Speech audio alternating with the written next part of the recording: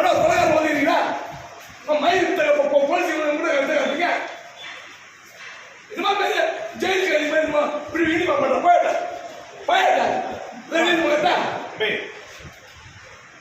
ஜெயிலுக்கு எவ்வளோ இதுமா மாணவர்கள் தான் வந்து எட்டி ஒதுக்கிறீங்க. என்ன வந்து கட்டுறீங்க? அவன் ஸ்டூடெண்ட்ஸ் அவனை எட்டி வச்சு காட்டுறீங்க. அடிக்கிறீங்க, இடிக்கிறீங்க, வித்த காட்டுறீங்க. என்னமா ஜெயிலுக்கு அது மாதிரி ஒன்னா தள்ளுறீங்க. தொலைச்சோம் சொன்னாங்க. ஏன் லிமிட்டு? நான் தான் எம்எல்ஏ. போலீஸ் உங்க வேலையை மட்டும் பாருங்க. அன்லிமிட்டடா பண்றீங்க.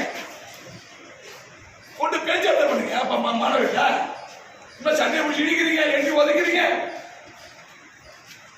இந்த கேட்டு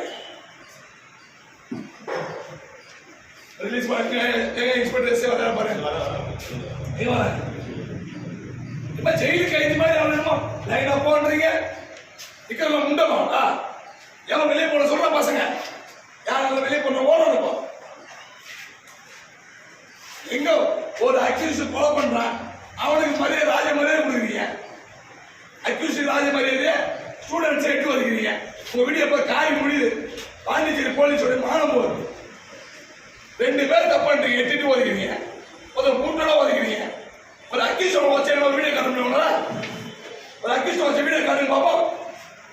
எவ்வளோ வீடியோ காட்டு? அக்யூஸ் கொலை பண்ணாங்க ராஜ மரியாதை கொடுக்குறீங்க. அம்மான ஒன்று எட்டி ஒதுக்கிறீங்க. கூட்டெல்லாம் வச்சு ஒதுக்கிறீங்க. உங்க வீடியோ பாருங்க. எல்லாம் வயலா போகுது. லட்சக்கணக்கு கோடிக்கணக்கு பேர் பார்க்கலாம் அந்த வீடியோவை.